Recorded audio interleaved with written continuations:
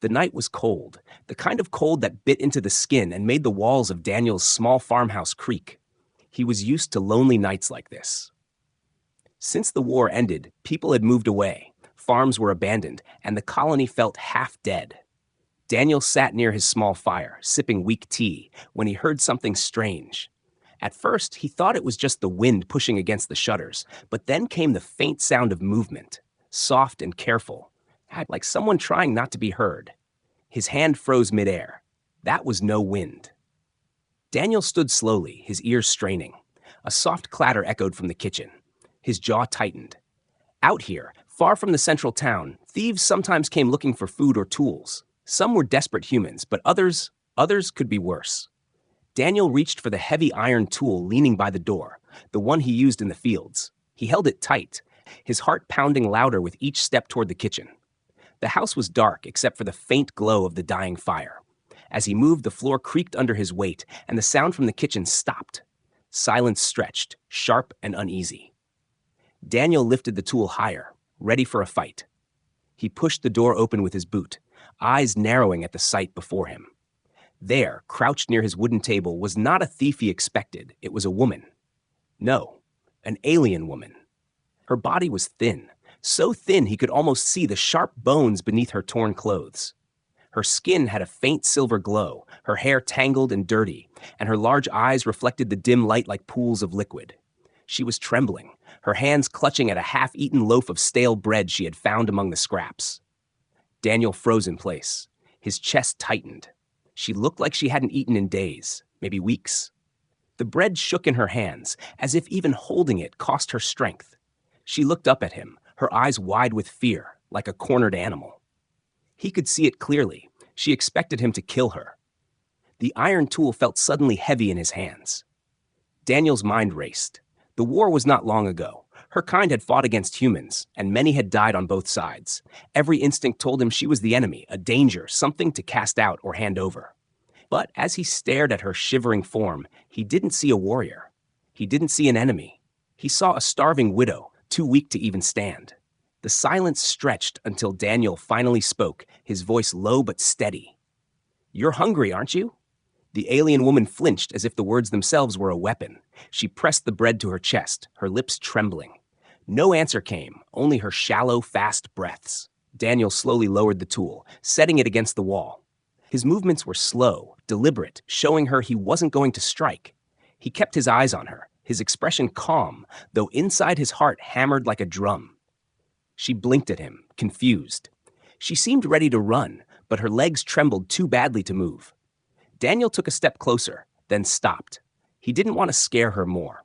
Instead, he gestured toward the table where he kept a small pot of leftover stew, still warm from the fire. "If you're going to eat," he said softly, "eat properly." Her eyes darted from the pot to his face. She shook her head, clutching the bread tighter, whispering something too soft to hear. Daniel leaned closer, catching the faint words, "Poison, trick." Her voice cracked, breaking like glass. For a moment, Daniel didn't know what to say. He sighed, walked slowly to the pot, and with deliberate slowness poured some stew into a bowl. Then, without hesitation, he lifted the spoon and tasted it himself. He swallowed, set the bowl on the table, and stepped back. Her eyes widened in shock. No trick, no poison, just food. The smell filled the air, rich and warm, carrying spices that reminded Daniel of better days. Her body shook harder now, but not only from fear. The hunger in her eyes burned stronger than her suspicion. Finally, with trembling fingers, she reached out and pulled the bowl close. She brought the spoon to her lips. The first taste made her eyes fill with tears. She ate too fast, choking, coughing. But then she forced herself to keep going, shoving spoonful after spoonful into her mouth. Daniel watched, his fists unconsciously tightening. It was painful to see. Someone reduced to this, fighting hunger more than fear. When the bowl was empty, she licked the spoon, as if afraid to waste even a drop. Her chest rose and fell with heavy breaths. Then her head lowered, and her shoulders shook. She was crying quietly, the sound fragile, broken. Daniel stayed silent. He didn't move closer, didn't try to comfort her. He just watched, a storm of emotions inside him. She was supposed to be the enemy, but what enemy looked like this? What kind of monster had eyes full of tears and hands too weak to hold a spoon steady?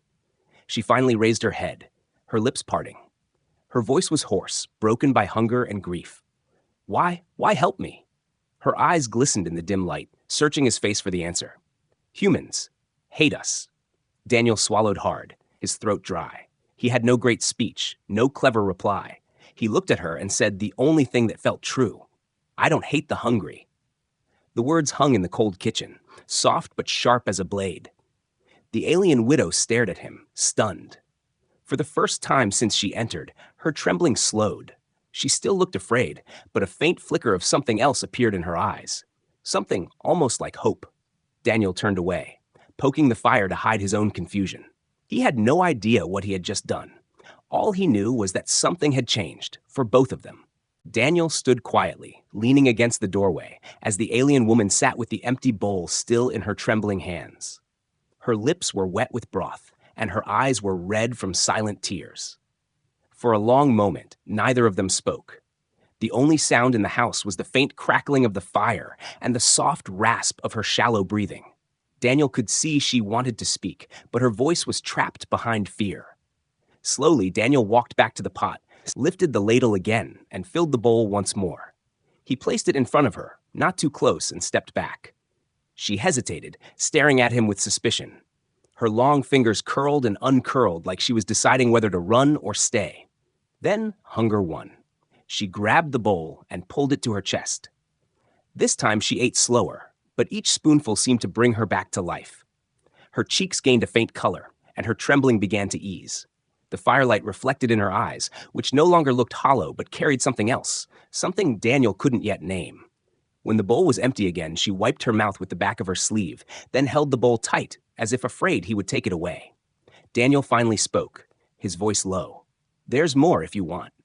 Her eyes lifted to him, full of disbelief. She swallowed hard, then whispered, Why? Daniel frowned. Why what? Why? Feed me? Her words broke like glass. You're kind, you're soldiers. They killed my husband. They left me with nothing. Humans hate us. Her voice rose at the end, but it wasn't anger. It was pain, raw and deep. She looked at him as though expecting him to throw her out or laugh at her weakness. Daniel's jaw tightened, but his eyes stayed calm. I don't care who you are. Hungry is hungry. I won't let anyone starve in my house. Her lips parted, but no words came. Instead, her shoulders sagged, and she lowered her gaze. She whispered something too soft to hear. Daniel tilted his head. What did you say? Her voice grew clearer, though still faint. My name? Lyra. Daniel nodded once. Lyra. He repeated it slowly, making sure he said it right. She blinked in surprise, as though she didn't expect him to treat her name with care. She sat quietly, her hands still wrapped around the empty bowl. For the first time since she broke in, she didn't look ready to run. Daniel took the bowl gently from her and set it aside. He poured her a cup of water, sliding it across the table. She stared at it, hesitant again, then lifted it to her lips. The water dripped down her chin as she drank greedily, but she quickly set it down, embarrassed. Her eyes darted to Daniel. You don't fear me? Daniel shook his head slowly. Should I? She laughed bitterly, though it came out weak and broken. My people would kill you without a thought. Even weak as I am, I could be danger. She held up her thin hand, the bones sharp under the skin. But look at me. I'm nothing now. I am only hungry. Daniel studied her. There was no threat in her voice, only sorrow. He sighed and sat down on the other side of the table, keeping his hands where she could see them. For a while, they just sat in silence, two strangers caught in the weight of an old war neither had chosen. Finally, Daniel asked, How long since you ate? Her eyes closed as if the memory hurt. 3 days since last scrap, weeks since a full meal. I steal what I can when I can. But humans chase me away. My people. She stopped, her throat tightening. She pressed a hand to her chest. My people say I am cursed. A widow is useless. No place for me in the clan. Daniel clenched his fists, anger rising in his chest. He didn't understand all of her customs, but he understood cruelty when he heard it. She was not just abandoned, she was thrown aside by her own. That's not right, he muttered. She looked at him sharply, as if surprised by his tone. Her lips trembled. Right or not, it is the way. She leaned back against the chair, her body slumping with exhaustion. I thought tonight I would die. I thought maybe I would eat and fall in your trap. Better poison than starving. Daniel's eyes met hers, steady and calm. No poison here. The words seemed to hit her harder than she expected. She blinked fast, trying to keep back tears. Her voice cracked when she whispered, "I don't know why you show mercy." Daniel didn't answer. He didn't know himself. All he knew was that when he looked at her, he didn't see an enemy. He saw a woman who had lost everything. The fire popped, sending sparks into the air. Lyra startled at the sound, her body tense as though ready to flee. Daniel raised a hand, palm open. "Easy," he said softly. "No one's going to hurt you here." She stared at him for a long moment, then her shoulders lowered just a little. Her breathing slowed. She pressed a hand to her chest again, where her heart beat fast, then looked away. "I don't understand humans," she murmured. Daniel gave a small smile that didn't quite reach his eyes. "We don't understand ourselves half the time." For the first time, the corner of her mouth twitched, almost like the ghost of a smile. It vanished quickly, replaced by exhaustion. She leaned forward, resting her head on her arms. The fight seemed to drain from her body. Daniel watched her for a while. He should have told her to leave. It was dangerous to keep her here. If the patrols found out, he could be arrested, even executed. But as he looked at her thin frame curled at his table, he knew he wouldn't throw her out tonight. Not when she was so fragile she could barely stand. The farmhouse was silent again, but it wasn't the same silence as before. Something had shifted, something fragile and uncertain. Daniel poked the fire, keeping it alive. Lyra's breathing slowed as she slipped into an exhausted sleep, her head still resting on her arms. Daniel sat in the dim glow, staring at her. He didn't know what tomorrow would bring, but tonight, he had made his choice. Tonight, the widow would not go hungry. The next morning, Daniel woke to the sound of soft movement in the kitchen. For a second, he thought he had dreamed the night before. But when he opened his eyes, he saw her, Lyra, still there. She was crouched by the fire, trying to warm her thin hands. The early sunlight coming through the cracked window showed her face more clearly now. Her cheekbones were sharp, her eyes sunken, and her skin had a faint silver tone that caught the light like metal. She looked weak, but alive, and for the first time she didn't look ready to run. Daniel stood quietly, not wanting to startle her, but she noticed him. Her body stiffened at once, and her hand instinctively went to her chest as if to shield herself. He lifted his palm slowly, showing he meant no harm. "It's just me," he said softly. "You're safe here." For a moment, she didn't respond. Then she nodded, though her eyes still watched him carefully. Daniel walked to the table and sat down, waiting. He knew she had more to say, but he didn't push her. Silence filled the room, broken only by the crackling of the fire. Finally, her voice came, quiet but heavy. "I had a husband once," she whispered, staring into the flames. "His name was Darren. He was strong, brave, a hunter of our clan. When the war came, he fought at the front. He never came back." Daniel listened without interrupting. Her words were broken, as if each one cost her strength. "They said humans killed him. A blast. Nothing left to bury. I had a baby too. A girl." Her voice cracked, and her eyes filled with tears. "She was only 2 cycles old. When the raiders came to our village, I tried to run with her. The fire spread so fast. I lost her in the smoke." Her hands shook as she pressed them against her face. Daniel's stomach twisted. He had seen war take lives before, but hearing it like this was different. This wasn't just a story. It was raw, living pain sitting across the table from him. "They called me cursed," Lyra continued after a long silence. Her voice was flat, empty. "A widow with no child. My people believe we carry death on our skin. No clan would take me. I wandered from village to village, every door closed, every face turned away." She lifted her hollow eyes to Daniel. "Even my own people would rather see me die. And humans?" She gave a broken laugh. "Humans see me as an enemy. There is no place for me in this world." Daniel swallowed hard, his hands tightening into fists on the table. He wanted to tell her she was wrong, but the truth was too harsh. She wasn't lying. The war had burned hatred deep into both sides. To many humans, she was nothing but a shadow of the enemy. To her own kind, she was already dead. Lyra leaned forward, her voice trembling. "Please," she whispered, desperation cutting through her words. "Do not hand me over. If soldiers find me, they will kill me. If my clan finds me, they will shame me until I end myself. I cannot." She stopped, tears sliding down her cheeks. "I cannot take any more." Daniel felt the weight of her plea like a stone pressing on his chest. He stared at her. his mind caught between duty and compassion. If he was caught hiding her, he would be branded a traitor. He could lose his land, his freedom, maybe his life. But if he turned her in, she would die within the hour. His throat tightened. "I should turn you in," he said slowly, though his voice lacked conviction. "You know that, don't you?" Her eyes widened, fear sparking in them again. She nodded shakily. "I know," she whispered. "It would be safer for you. It would be easier." Her lips trembled, but she didn't beg again. She simply lowered her gaze, as though ready to accept whatever fate he chose. Daniel stared at her fragile frame, at the sharp bones under her skin, at the tears still glistening on her cheeks. Something twisted inside him. He remembered all the funerals after the war, the empty chairs, the children who never saw their parents again. He remembered how it felt to lose, to grieve, to wake every day with a hollow space inside. Looking at Lyra, he saw that same hollow space staring back at him. His jaw clenched. "You don't have anywhere else to go?" he asked. She shook her head slowly. "Nowhere. No one." Silence stretched between them, heavy and suffocating. Daniel ran a hand over his face, wrestling with his thoughts. He could already hear the voices of his neighbors, the sharp questions of the patrols, the weight of suspicion.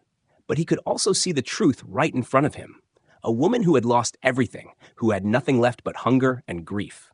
Finally, he leaned forward, his voice rough. "Then you stay here, at least for now." Lyra's head jerked up, her eyes wide with shock. For a second, she didn't believe him. "Here?" she whispered. Daniel nodded once, firm. "Here."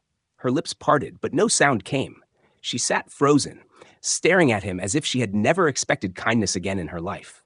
Slowly, her shoulders began to shake, and fresh tears spilled down her cheeks. She covered her face with her hands, trying to hide them, but her body trembled with silent sobs. Daniel turned away, giving her the dignity of privacy, but his own chest felt tight. He had made a choice, one that could cost him dearly. Yet as he listened to her cry, he knew he couldn't have chosen differently. The fire burned low, and the morning light grew brighter. Two broken souls sat in the small farmhouse, one human, one alien, both marked by war, both outcasts in their own way. For the first time, they shared the same fragile space of survival. Neither knew what tomorrow would bring, but for this moment, they were not alone. That night, Daniel could not sleep. He lay on his bed, staring at the dark ceiling, listening to the quiet breathing that came from the other room. Lyra was sleeping on a pile of blankets he had laid near the fire. Every time he closed his eyes, his mind argued with itself. One side told him he was a fool. She was an alien, a stranger, the kind of person his neighbors would call an enemy. If they discovered her, they would not ask questions. They would punish him without mercy. But the other side whispered something stronger. She was just a widow, broken and starving, and she had no one else. He turned over again and again, but rest never came. He thought of her thin hands clutching the bowl of stew, of her eyes filled with fear and hunger, of the way her voice shook when she begged him not to hand her over. His chest tightened. He wanted to believe keeping her was madness. But deep down, he already knew his choice. He could not throw her out. When the first light of dawn touched the windows, Daniel finally sat up. He rubbed his tired eyes, walked to the door, and stepped outside. The air was cold and sharp, and the ground was wet with dew. Normally, the mornings were quiet on his farm, but today the sky held a new sound. Engines. Low and distant, but growing closer. Daniel looked up. Shadows crossed the clouds, patrol ships scanning the farmlands. His heart dropped into his stomach. They were searching. For her. He rushed back inside. Lyra was awake, sitting near the fire with her arms wrapped tightly around herself. Her eyes widened when she saw his face. "What is it?" she whispered. "Patrols," he said quickly. "They're coming." Her body froze. Her hands dug into the blankets as if she could disappear into them. Her lips parted, but no sound came out. Daniel moved fast. He pulled aside the old rug in the corner of the room, revealing a wooden trapdoor. He yanked it open, showing the small hollow space beneath the floorboards where he used to store grain. "Get in," he ordered. Lyra shook her head, panic in her eyes. No, if they find me." "If you stay out here, they will," Daniel snapped. "Move." His voice was firm, not cruel, but strong enough to break her hesitation. She crawled into the dark space, curling her body to fit. Her eyes were wide, shining in the dim light. Daniel pulled the rug back over the trapdoor and placed the table on top, hiding it. Then he grabbed a rag and wiped the table clean, erasing the faint marks of her presence. A sharp knock pounded on the door. Daniel's chest tightened, but he forced his breathing to stay steady. He opened the door. Two soldiers stood outside in dark uniforms, their helmets reflecting the pale morning light. One held a scanner. The other rested his hand on a weapon. Their eyes swept over Daniel coldly. "Morning," Daniel said, keeping his voice calm. "Morning," the soldier answered flatly. "We're searching the area. There have been reports of alien survivors near the farms. You seen anything unusual?" Daniel shook his head. "Nothing here. Just me and my land." The soldier with the scanner stepped inside without asking, the device humming softly. He swept it across the room. Daniel's heart pounded so hard he thought it might break through his chest. He stood still, fists clenched at his sides, forcing himself not to glance at the corner where Lyra hid. The scanner beeped once, then went silent. The soldier frowned, adjusting the settings. He passed it near the floor, near the rug. Daniel's breath caught. The machine gave a faint flicker, a tiny sound, then quiet again. "Faulty piece of junk," the soldier muttered. He turned it off with a curse. "Nothing here." The other soldier gave Daniel a long, suspicious look. "If you're hiding something, farmer, we'll find out, and when we do, you'll regret it." Daniel met his stare, his face calm though his insides burned. "I'm hiding nothing," he said firmly. After a tense silence, the soldiers finally turned and left. Their boots crunched against the dirt outside, and soon the sound of engines rose again as the patrol ship lifted into the sky. Only then did Daniel let out the breath he had been holding. His body sagged against the wall, his heart still racing. He walked back to the rug and pulled it aside. Lyra crawled out, her whole body shaking. Her eyes were wide with terror, her lips trembling. "You lied for me?" she whispered, almost in disbelief. Daniel nodded slowly, his voice quiet. "I did." "Why?" Her voice cracked. "Why risk your life for me?" He looked at her, at the tears on her cheeks, at the way her body trembled with both fear and relief. He didn't have an answer that made sense. He just shook his head and said softly, "Because I couldn't do anything else." Lyra stared at him, her breath shallow. For a long moment she said nothing. Then, very softly, she whispered, "Thank you." Her words were simple, but Daniel could hear the weight behind them. Gratitude, disbelief, and something deeper, a fragile thread of trust beginning to form. He walked to the window, watching the sky until the ships were gone. His farm looked the same as yesterday, but everything had changed. He knew now there was no turning back. He had chosen to protect her. He had crossed the line, and Lyra knew it too. She stood quietly behind him, still trembling, but when he turned to look at her, she did not flinch this time. Instead, her eyes met his, full of questions, full of fear, but also full of a strange, fragile hope. Neither of them understood yet. The days passed slowly, but each one carried new danger. Daniel tried to keep his life normal. He worked in the fields, fixed fences, and tended to the animals, but his mind was never at peace. He knew his neighbors were watching. Out here, far from the main town, people had sharp eyes and sharper tongues. They noticed when something was different. And lately, they had started to notice things at his farm. At night, he would hear the whispers when he went to fetch water. Two men near the well spoke low, but not low enough. "Strange sounds coming from Daniel's place," one said. "Voices, thought he lived alone." The other chuckled darkly. "Maybe he's hiding something. Maybe someone." Daniel kept his head down and walked away, but inside a heavy knot formed in his chest. Back at home, Lyra moved quietly, always staying away from the windows. She tried to make herself invisible, but even the smallest slip could give her away. Once, Daniel returned from the barn to find her humming softly by the fire, a sound so gentle it almost broke his heart. But then he remembered. If a neighbor had passed by and heard her voice, rumors would turn into proof. Still, Lyra grew stronger. Her cheeks no longer looked hollow, and her steps no longer wavered. The food Daniel gave her gave back some life, but with life came fear. She could feel the tension around the house, could see the way Daniel's eyes always flicked toward the road, expecting soldiers or neighbors. One evening she told him, "You should send me away. They will find me, and then they will punish you." Daniel shook his head firmly. "I won't throw you out, not when you have nowhere to go."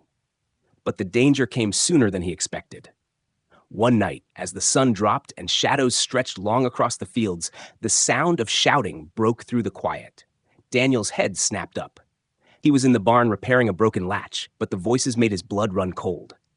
More than one voice, rough, loud, not neighbors, raiders. He rushed out of the barn, eyes scanning the horizon. Figures moved along the dirt road, torches in their hands, weapons glinting. There were 5 of them, maybe more. Raiders who lived off the chaos of the war, men who stole and killed without mercy. Daniel's stomach tightened. They were coming straight for his farm. He ran inside, slamming the door shut. Lyra jumped to her feet, fear flashing in her silver eyes. "What is it?"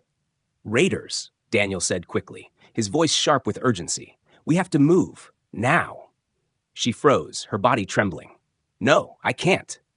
"You can," Daniel cut in firmly. He grabbed her arm and pulled her toward the back door.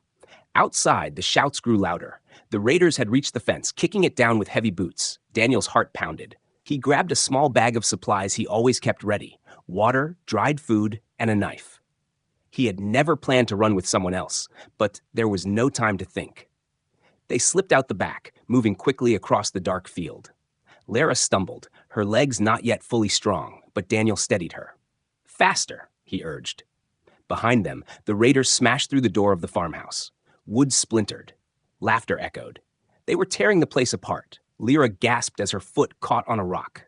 She fell to her knees, crying out softly.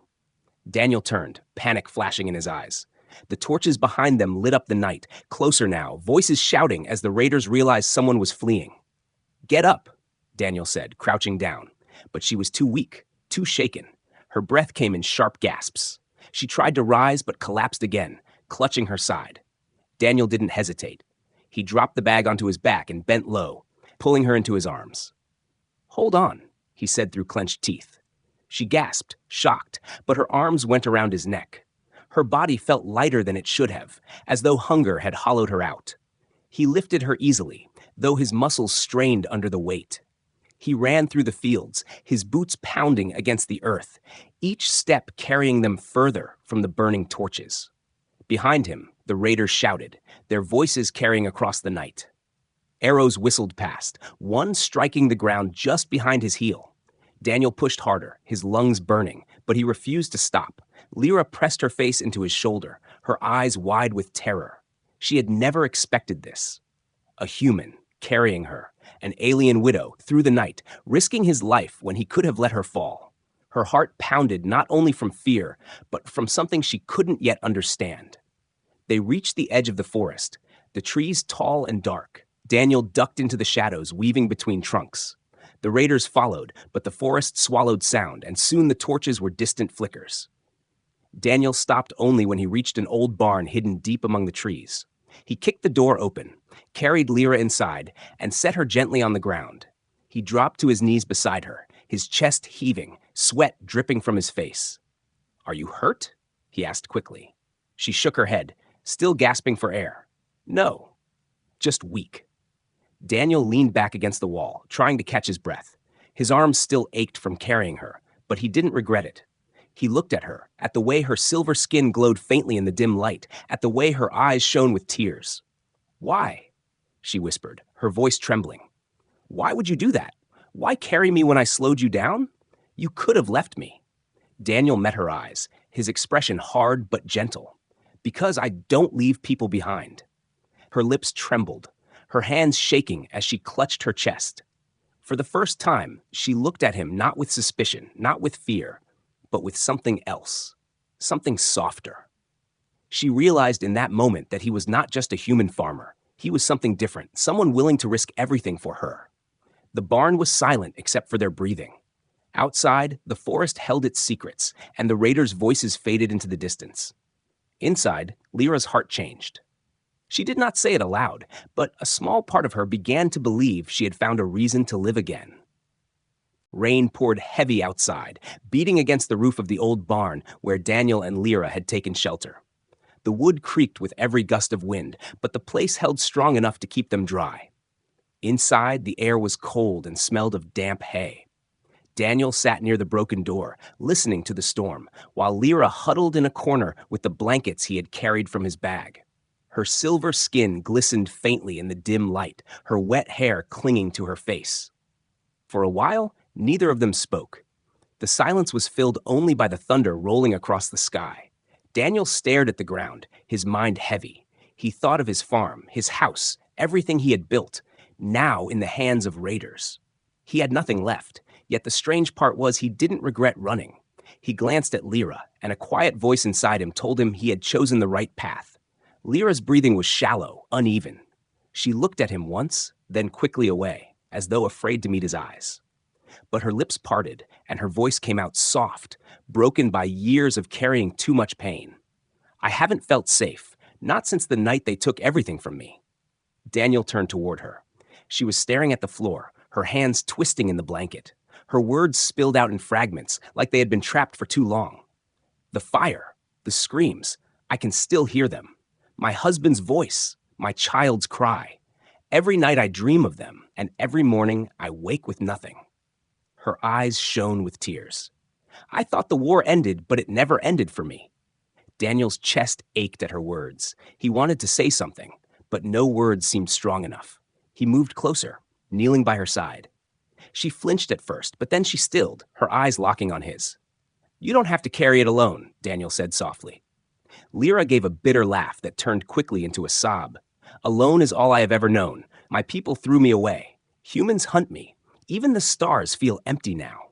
Sometimes I think—" She stopped, her throat closing. Daniel's hand tightened into a fist. "Sometimes you think what?" Her lips trembled. "Sometimes I think I don't want to live anymore." Her voice broke, and she covered her face with her hands. Her shoulders shook as the weight of her confession poured out of her. It would be easier to just stop, to stop running, to stop hurting, to stop being nothing. The storm outside seemed to grow louder, the rain slamming against the roof as if the world itself was listening. Daniel's heart twisted, his breath sharp. He reached forward, his hand firm but gentle, and pulled her hands away from her face. She resisted for a moment, then let him. Her eyes met his, wet with tears, wide with sorrow. "Don't ever say you're nothing," Daniel said, his voice rough with emotion. "You survived. You kept moving when everything was taken from you. That isn't nothing. That's strength." Lyra shook her head, tears streaming down her cheeks. "Strength? Look at me. I'm weak. I can't even walk without falling. I can't fight. I can't give life. I am broken." Daniel held her gaze. "You're not broken. You're alive. And that means there's still a chance for something better." She stared at him, her lips trembling, her eyes searching his face for any sign of a lie. But he wasn't lying. His words were raw, unpolished, but real. Slowly, her sobs quieted. She leaned forward, her forehead resting against his chest. Daniel froze for a moment, then wrapped his arms around her carefully, as though she might break if he held too tightly. The sound of the storm filled the silence between them. Lyra's body shook with the last of her tears, but slowly, she calmed. She clung to him, her fingers gripping his shirt as though afraid he might disappear. Daniel rested his chin lightly against her hair, his own eyes closing. "You deserve to live," he whispered. "You deserve more than pain, more than hunger, more than fear. You deserve peace."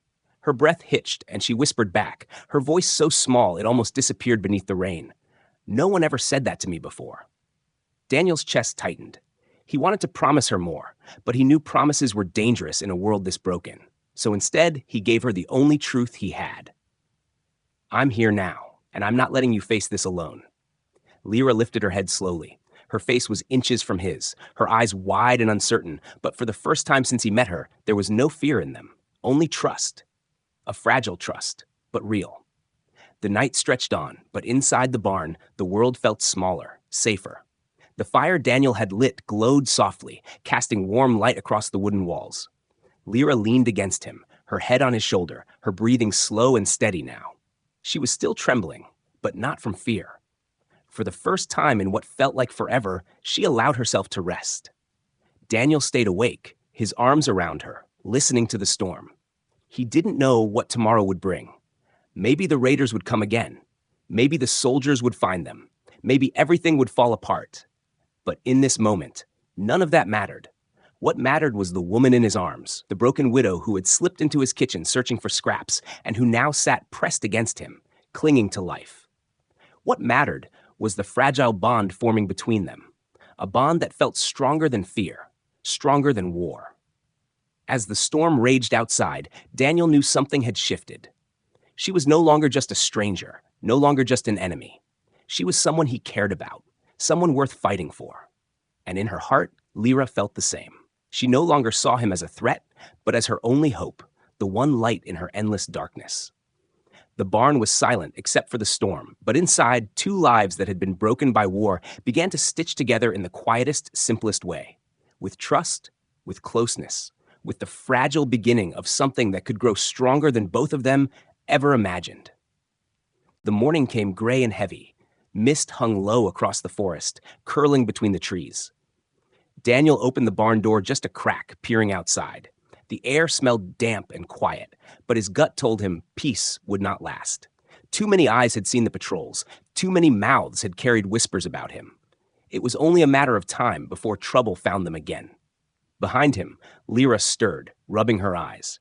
She looked stronger than she had before, though her frame was still thin and frail. She wrapped the blanket tighter around her shoulders and watched him silently. He turned to her, and for a moment they just held each other's gaze. Daniel wanted to tell her it would be fine, that they were safe, but he could not lie. By noon, his fears became truth. The sound of boots crushed the forest path, steady and heavy. Voices echoed, soldiers. Daniel's chest tightened. He grabbed his knife, though he knew it was nothing against guns. Lyra's face drained of color. She pressed herself back against the barn wall, her hands shaking. The door slammed open, and soldiers poured in. Their leader stepped forward, his voice sharp. "You've been hiding something, farmer. We know." His eyes swept the room, and they landed on Lyra. She tried to shrink back, but it was useless. They had found her. Daniel moved instantly, stepping in front of her. His body became a shield, at his stance firm. The leader sneered. "Move aside. She's a fugitive. You know the law. Hiding her makes you a traitor." "I know what the law says," Daniel answered, his voice low but steady. "But I also know she's no threat to you. She's just a widow. She's starving. She's lost everything, and I won't hand her over." The soldiers exchanged uneasy glances. Defiance from a farmer was not something they expected. The leader's face hardened. He lifted his weapon, aiming it at Daniel's chest. "Then you die with her." The barn door burst open again. More figures appeared, but these were not soldiers. They were neighbors. Villagers Daniel had lived beside for years. Men and women he had helped when their tools broke, when their animals went missing, when sickness struck their homes. They filled the barn, their voices loud, their faces grim. One of them, an older man with a rough beard, stepped forward. "You'll have to kill us too," he said. "Daniel is one of us. He's worked this land longer than any of you have been breathing. If he says she's worth protecting, then she is." The soldiers stiffened. Their leader glared. "You defend an alien? She's the enemy." "She's a widow," the old man growled. "Same as any of ours who lost family in the war. You call her enemy, but I see only someone who needs help. And Daniel is right. We don't let the hungry starve in this village." More voices rose, angry and firm. "Daniel stood by us when we needed him. We'll stand by him now."